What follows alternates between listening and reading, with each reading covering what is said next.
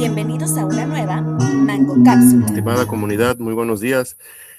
Hoy es un día especial porque tenemos una participación muy importante de la doctora Graciela Ávila Quesada. Déjenme platicarles un poquito respecto a ella porque tiene una semblanza muy interesante y ella es profesora investigadora de la Universidad Autónoma de Chihuahua. Fue presidente de la Sociedad Mexicana de Fitopatología y ha participado activamente en programas de divulgación científica como la Semana Nacional de la Ciencia y programas de radio con temas como el diagnóstico y control de microorganismos patógenos vegetales mediante control biológico y nanotecnología. Son temas muy importantes. Y la doctora también recientemente ha sido galardonada con el Premio Nacional de la Sanidad Vegetal en el respectivo del mérito fitosanitario. Por favor, estimados amigos y amigas, mucha atención con lo que la doctora Graciela tiene para compartirnos hoy. Estimada doctora Graciela, bienvenida a Mangos México. Esta es su casa. Estamos a sus órdenes. Muchas gracias a Mangos México por la invitación a dar esta charla.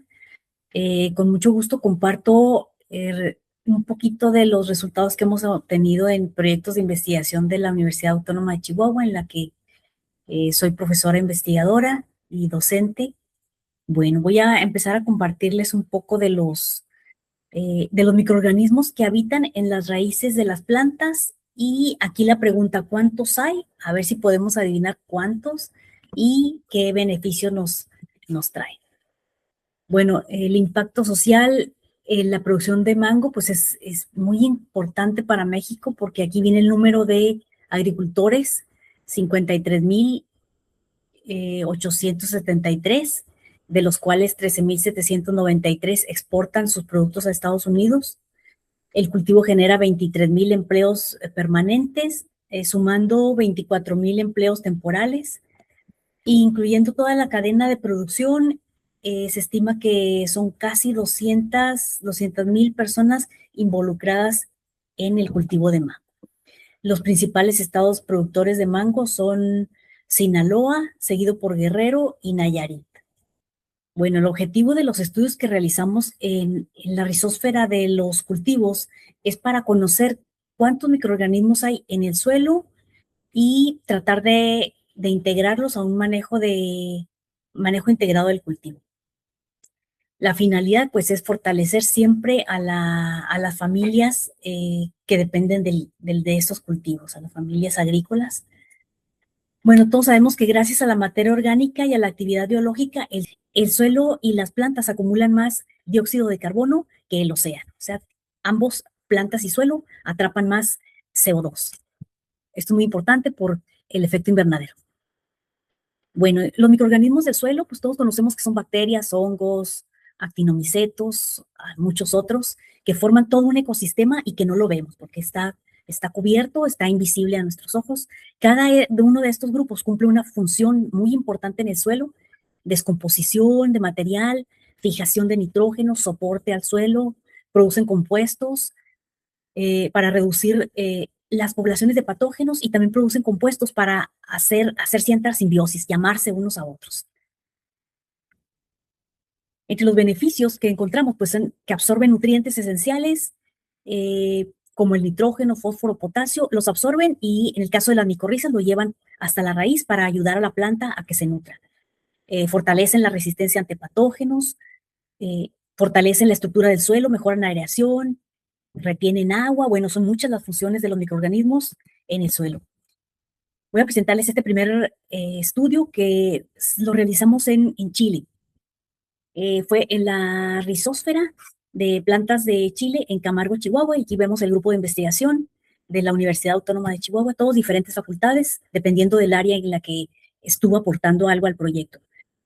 Las condiciones de este proyecto es que teníamos chile sano y chile enfermo con marchités, lo que le llamamos marchités del chile, que directamente decimos que fue Phytophthora y a veces es Fusarium o verticillium.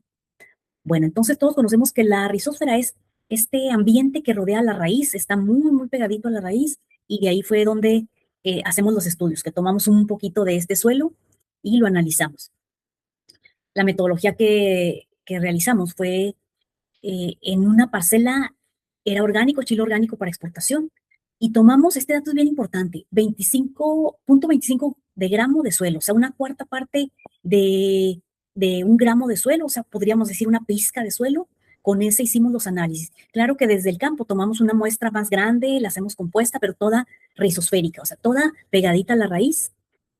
La hacemos compuesta, la traemos al laboratorio, ahí pesamos solo 20.25 gramos de suelo y hacemos una metodología de genómica, metagenómica, para identificar aquí, con estos dos genes que pongo aquí, hongos y bacterias. Y los resultados pues son muy interesantes. Aquí vemos que en las secuencias bacterianas, en en esta pizca de suelo, encontramos más de 800,000 secuencias, o sea, diferentes bacterias, y para hongos más, ¿verdad? Más de 1 millón de secuencias fúngicas.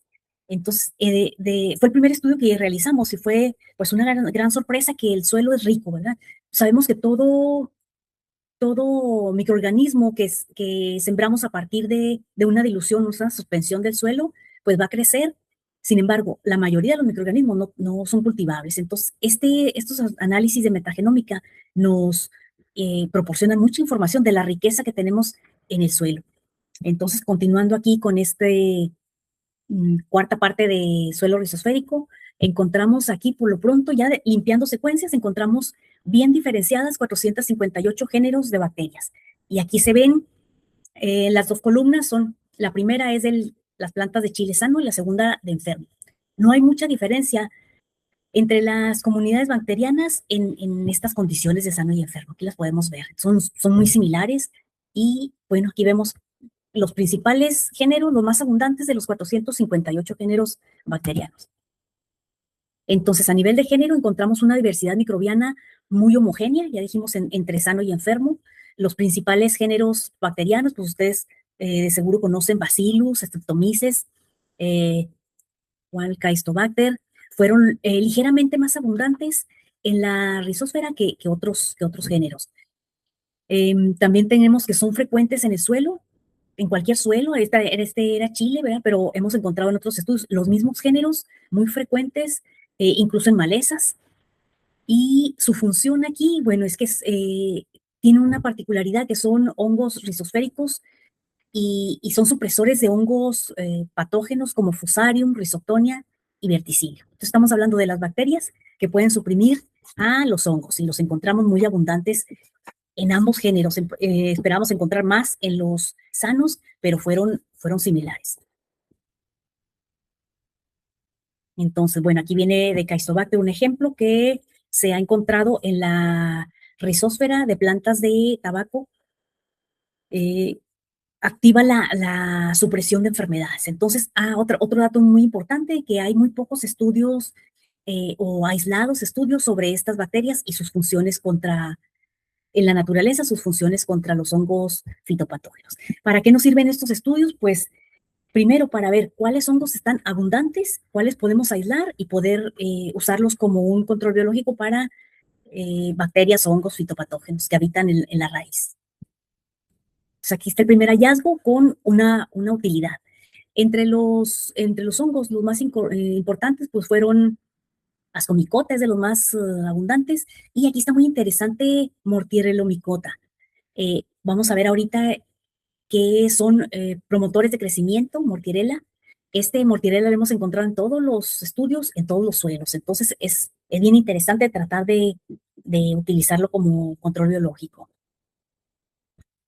Bueno, y lo interesante es que produce antibióticos, por eso es que controla o baja poblaciones de los fitopatógenos, produce fitohormonas, ayudando a la planta a que sea más resistente contra los fitopatógenos. Ahora vamos con las poblaciones de hongos. En este cuarto de gramo de suelo rizosférico encontramos 257 géneros de hongos. Es abundante, ¿verdad? Es una riqueza en algo tan pequeñito, una cantidad tan pequeña de suelo. Entonces aquí encontramos que los más abundantes fueron Aspergillus, seguido de Rhizopus, Fusarium, Acremonium, Mortierella y bueno, muchos otros hasta llegar al 257. Aquí si vemos las dos columnas, sí podemos ver una diferencia entre sano y enfermo. Enfermo es la última gráfica, donde vemos un poquito más vemos el segundo que es amarillo, es precisamente Rhizopus, que es patógeno. Vemos en Fusarium que está similar la parte sana y enferma, plantas sanas y enfermas, encontramos Aspergillus más abundante en las plantas sanas que en las plantas enfermas. Entonces aquí una conclusión interesante es que los hongos patógenos en plantas marchitas fueron Fusarium, y si recordamos, tiene la capacidad de infectar la planta, la raíz, causar la primera herida, entrar por sí solo y dejar pasar a los oportunistas, que son patógenos sin tantas herramientas como diríamos como Fusarium, otros que también son patógenos, pero encuentra la oportunidad de que ya está la herida en la raíz, como puede ser Rhizopus, Urbularia, Cladosporium y Alternaria. Entonces ya todo este conjunto pues acelera la descomposición de la raíz, acelera ya la marchitez del chile. Entonces en este trabajo encontramos que el patógeno era Fusarium. En otros trabajos de chile se puede reportar Verticillium generalmente y Phytophthora. Bueno, el género Aspergillus fue el más abundante en este estudio, con una actividad antifúngica contra Phytophthora y contra Fusarium, pues, en este caso. Entonces, otra conclusión útil que podemos ver es que estos hongos podríamos hacer estudios para determinar qué productos, qué metabolitos secundarios producen, y ya sea producirlos en el laboratorio o bien directamente el hongo contra los fitopatógenos. Bueno, estos estudios de metagenómica son bien interesantes, sin embargo, arrojan algunas variaciones. Si yo lo hice en Chihuahua, este estudio de Chile fue en Camargo, y alguien más lo hace igual en Chihuahua, en Casas Grandes, con otro tipo de chile, o bien en el sur del país, con el mismo tipo de chile, sin embargo, por la temperatura, la época de muestreo, la lluvia, todos los factores que intervienen, podemos encontrar variaciones. Entonces es muy interesante, sería muy interesante hacer los estudios en diferentes estados. Va a variar también por la rotación de cultivos, la condición, tipo comercial, orgánico, de traspatio. Bueno, algunos de estos estudios reportan alta diversidad bacteriana independientemente de si las plantas estaban sanas o enfermas. Eso reporta nuestro estudio y muchos más. Entonces, las bacterias se conservan aunque la planta sea sana o enferma. Sin embargo, en los hongos hay una diferencia. Me parece que hay más actividad en los hongos para aumentar parece que hay más actividad en los hongos para ser más abundantes o menos abundantes dependiendo de la condición. Bueno, las comunidades bacterianas realizan funciones específicas para mantener la estabilidad ecológica en el suelo, igual las fúngicas, y esta riqueza nos puede ayudar a determinar el manejo del cultivo. Ya sabemos cuánta vida tenemos en el suelo y nuestra recomendación es cuidarla sin aplicar insumos muy agresivos al suelo, porque ya sabemos que hay un mundo allá abajo trabajando y haciendo una gran interacción con las raíces de las plantas, las raíces de las malezas. Y como conclusión, pues para un uso futuro, se pueden aislar los patógenos, los microorganismos de control biológico, hacer interacciones entre ellos en laboratorio, interacciones con los metabolitos que producen, y de ahí empezar a hacer algún bioproducto. Sería muy interesante. Y bueno, ya conocimos qué tan abundante y tan rico es el suelo rizosférico de las plantas. En este caso fue del Chile, pero pues tenemos diferentes estudios. Aquí les voy a presentar de las micorrizas, también es microorganismos en las raíces. ¿Cómo ayudan las micorrizas a las plantas? Este estudio lo realizamos en Nogal, y bueno, el grupo de investigación también es de la misma universidad. Aquí se incorporó Esteban Sánchez del CIAD y Víctor Olalde del CIMBESTAP. Es muy interesante esta simbiosis que hay entre los hongos micorrízicos, porque el hongo micorrízico llega hasta donde está la raíz. Si le hace falta fósforo, que generalmente para eso, bueno, es lo más estudiado, el hongo acerca a través de estas cifas, este micelio que podemos ver aquí en la imagen derecha, que se va más allá, se extiende más allá de la raíz para cubrir una parte del suelo más grande y tratar de traer los nutrientes hasta la raíz. Y bueno, ya es una simbiosis, la raíz también le proporciona nutrientes al hongo, y bueno, es como se da esta interacción muy interesante. Hay una serie de señales químicas que se realizan. La raíz produce ciertas sustancias con las que llama a los hongos micorrízicos. Estos se acercan y empiezan a interactuar.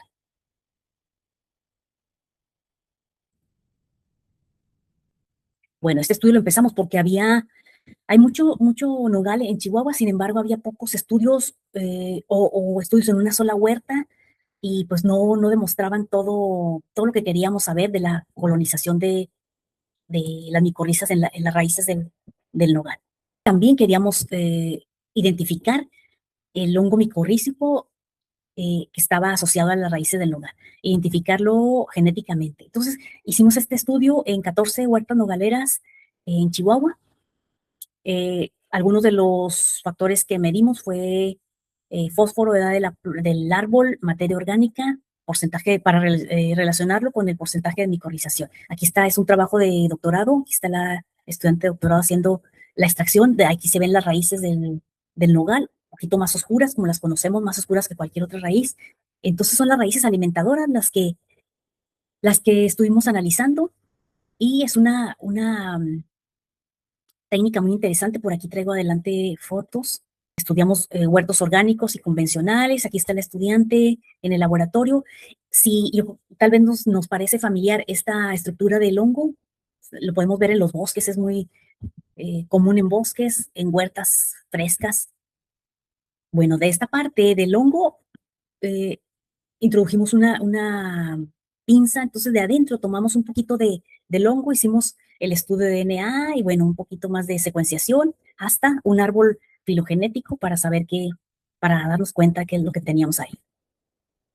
En este caso, bueno, aquí vemos las raíces del nogal, son oscuras, lo que vemos blanco ya son las micorrizas cubriendo al nogal. Entonces, se está reportado diferentes tipos de micorrizas, diferentes formas, y aquí la estudiante lo separó. Aquí lo que más me parece interesante es que algunas raíces las vemos completamente blancas, como la de la segunda fila en medio, está totalmente cubierta por micorrizas. Y sin embargo, ahí la raíz puede respirar, está protegida contra fitopatógenos y la micorriza le está ayudando a nutrirse. Entonces es muy interesante esta asociación.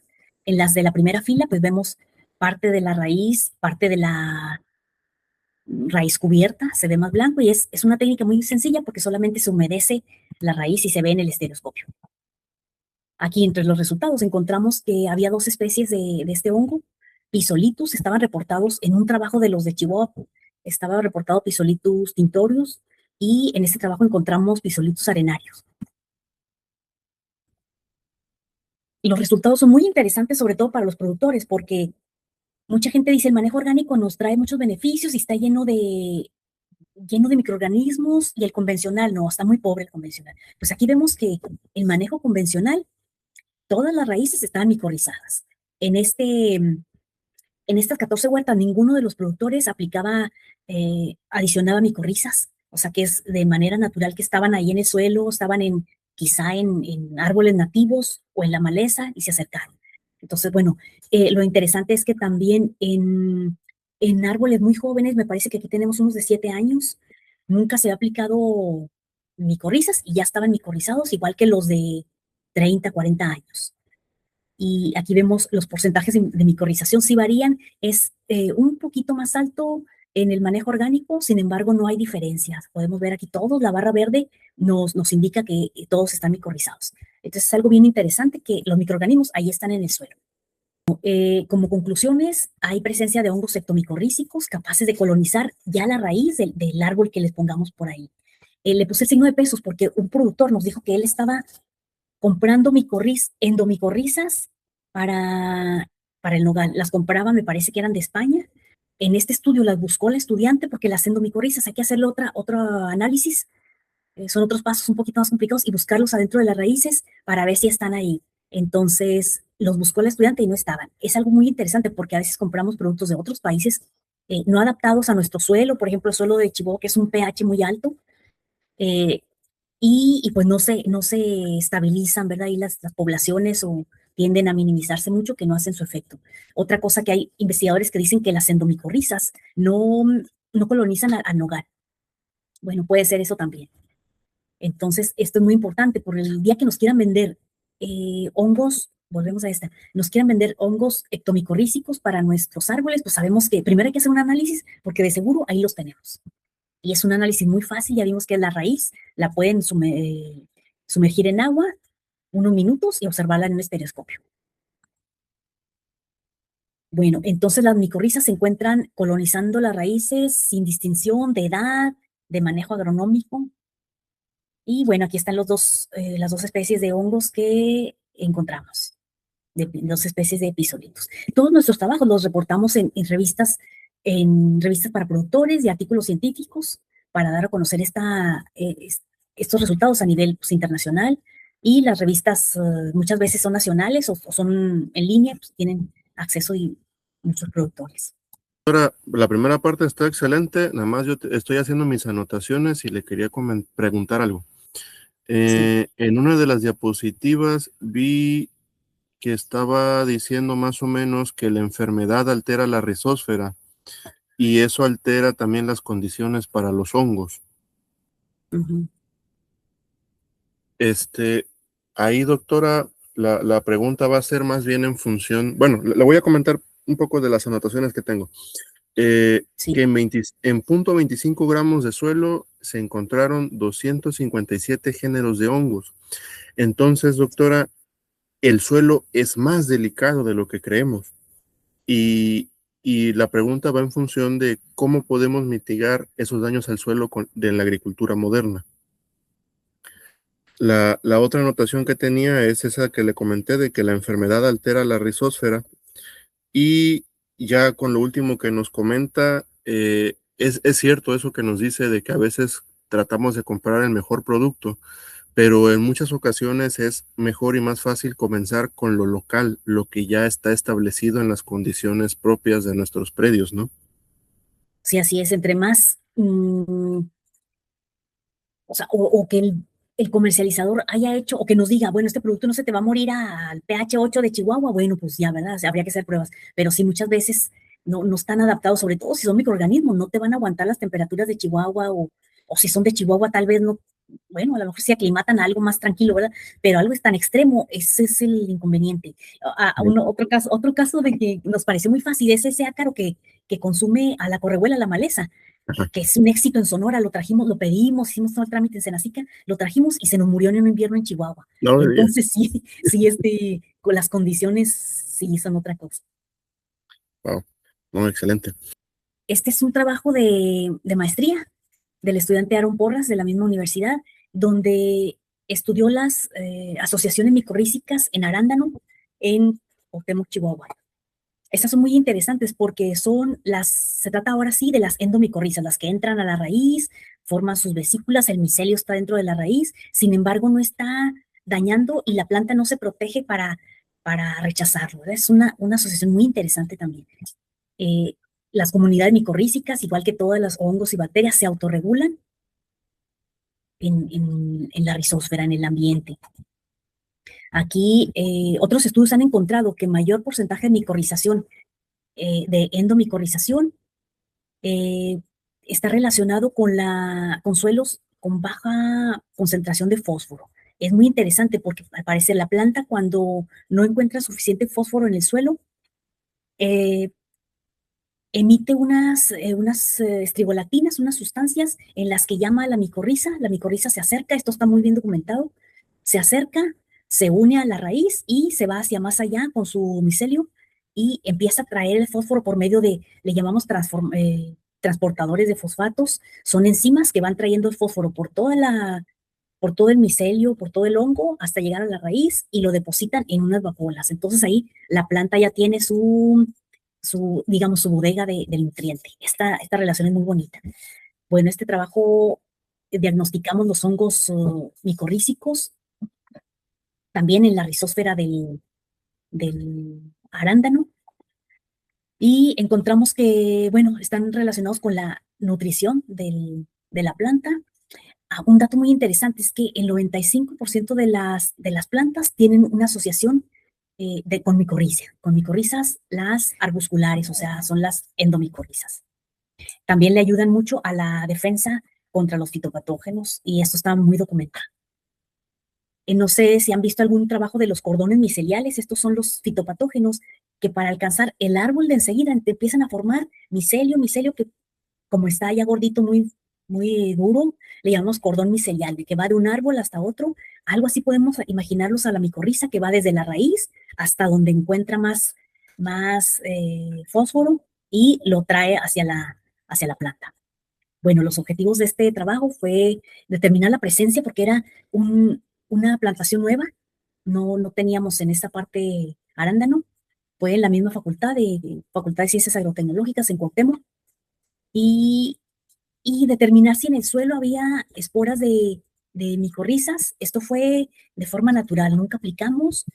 Y bueno, aquí está el estudiante, aquí lo vemos haciendo ya la metodología, se trajo la raíz, se trajo suelo. Esta metodología sí es un poquito más complicada, aquí vemos los pasos, no es tan fácil como la del nogal o las ectomicorrizas, que solo humedecemos y ya vemos blanco. Estas hay que teñirlas, bueno, aclararlas, teñirlas para teñir las esporas o el hongo que está dentro de la planta. Aquí vamos a ver un poquito de las imágenes. Las esporas que estaban también en la rizósfera las analizamos. Y algo interesante es que el arándano estaba rodeado de malezas, entonces ahí vimos que también la maleza la rizósfera de la maleza también tenía micorrizas en las esporas. Entonces aquí vemos una parte de la raíz del arándano.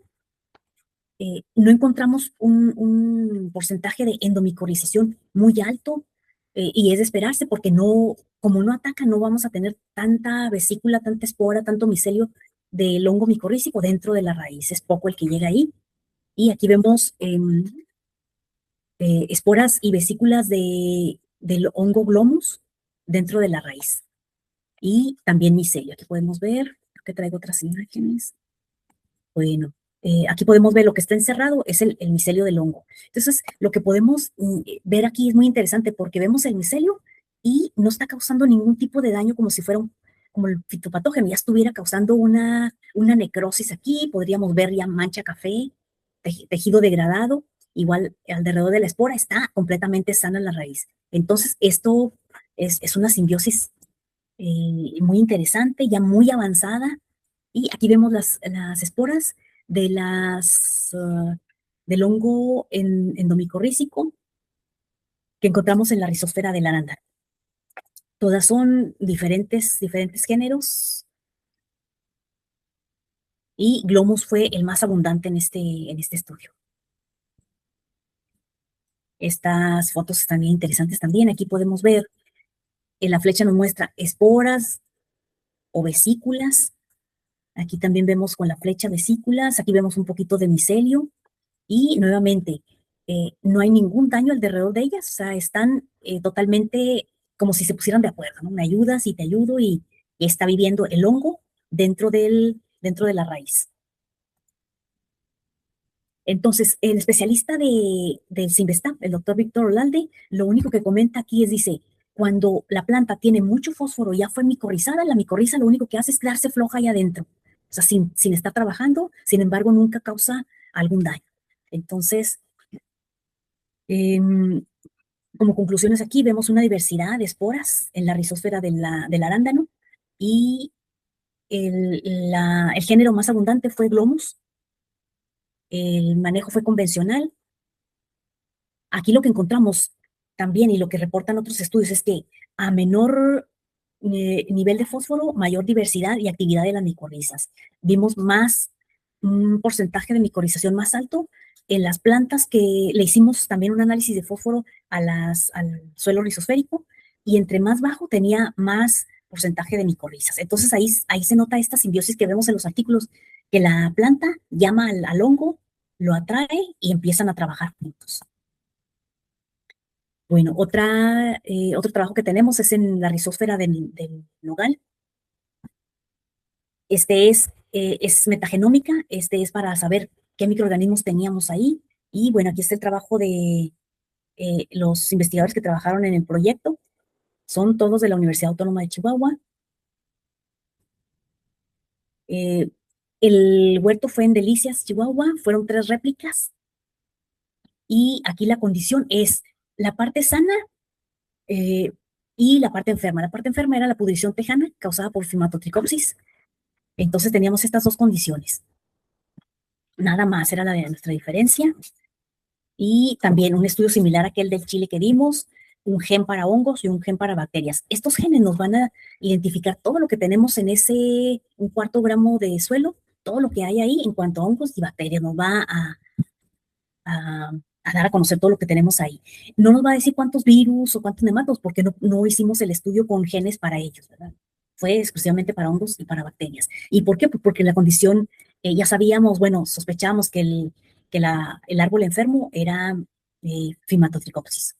Entonces, por eso tuvimos que hacer hongos y aparte bacterias para enriquecer el trabajo. Entonces, aquí en este estudio vemos las dos condiciones y encontramos 115,000 secuencias para bacterias y 135,000 para hongos en esta poquita cantidad de suelo. Y encontramos proteobacterias, actinobacterias, fueron los filos más abundantes en las dos condiciones, sanos y enfermos. Similar a lo que vimos en Chile, que las poblaciones de bacterias no se modificaban mucho, eran muy similares. Y en cuanto a hongos, basidomicotas, comicota, en las condiciones sintomáticas. Y vemos aquí algo que se nos está repitiendo, Mortierellomicota en las asintomáticas. Vimos que Mortierella es un hongo de control biológico y está más abundante en los árboles sanos. A nivel de género, pues aquí podemos ver Streptomyces, Pseudomonas, fueron los más abundantes. Sin embargo, ya vemos que no hay mucha diferencia en cuanto a bacterias. Y bueno, estas son otras gráficas que nos dan este tipo de estudios metagenómicos que lo hace los bioinformáticos que tenemos en nuestro grupo de trabajo. Y como conclusión, Mortierella, que ya veníamos trayéndola desde otros estudios, ayuda a la descomposición de la materia orgánica y la hace más disponible para las plantas.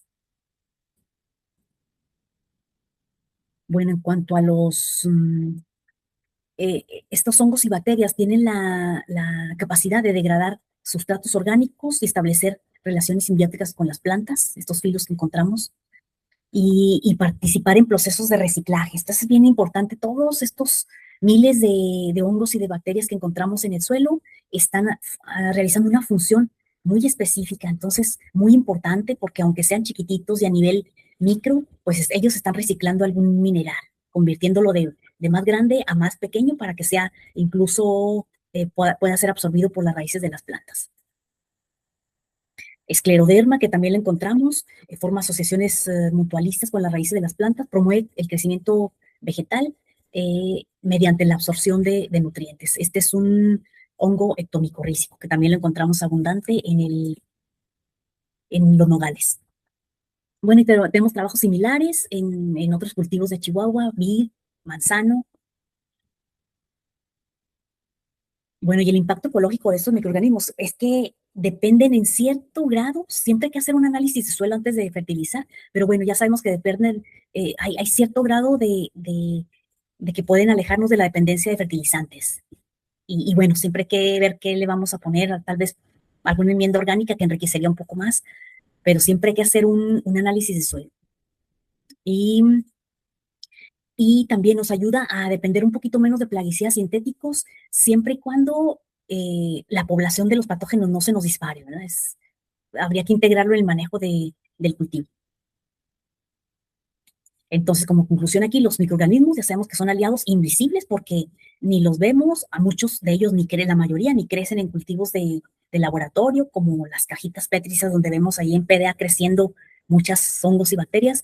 En este caso ya vemos que la mayoría no crece y bueno, pues como conclusión, entre menos lastimemos el suelo con productos tóxicos sería mejor, por toda esta actividad que están realizando los microorganismos en el suelo y por todo esto que captan, el CO2 que captan y nos ayudan a tratar de descontaminar ahí nuestro ambiente. Y por último les presento el grupo de trabajo nacional de la Universidad Autónoma de Chihuahua, aquí ven los nombres, del CIA, del CINVESTAB, de Chapingo, el micólogo de Chapingo está aquí con nosotros también.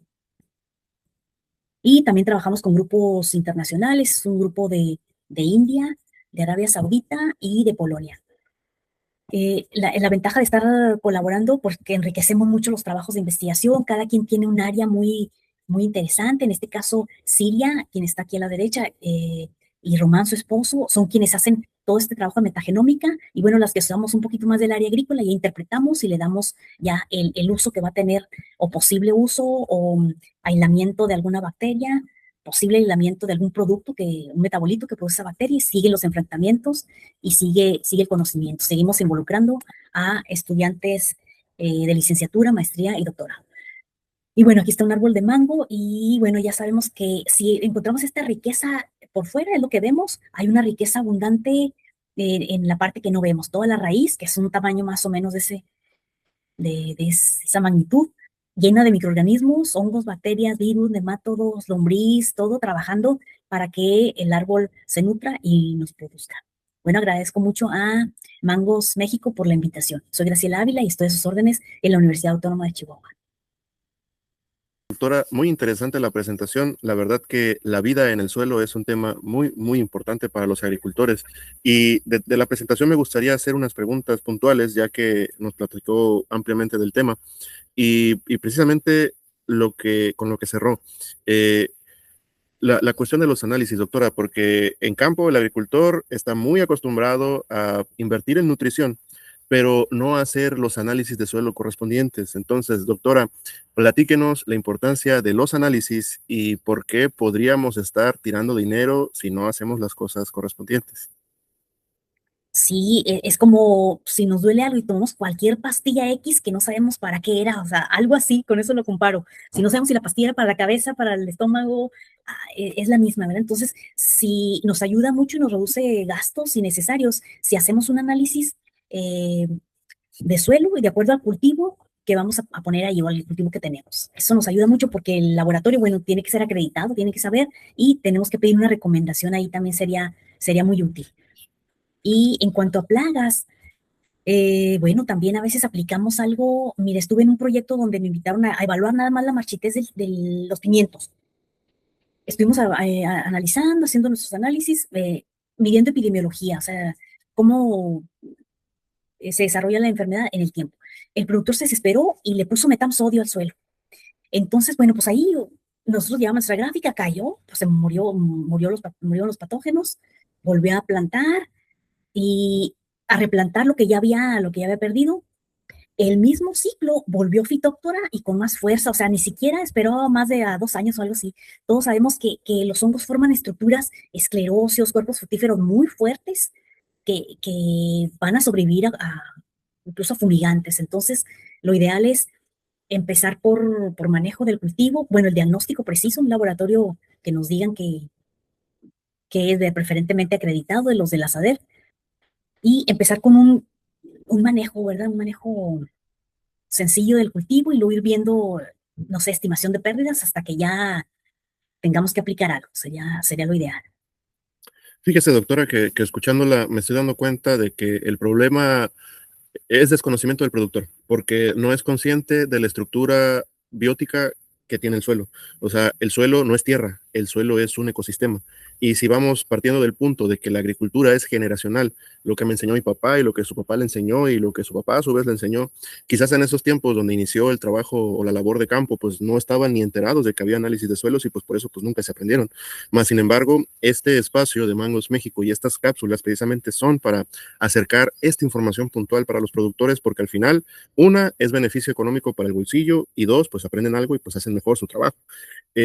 Doctora, mmm, si nos platicaba que en 0.25 gramos, o sea, ni siquiera un gramo de suelos, encontraba una gran cantidad de microorganismos.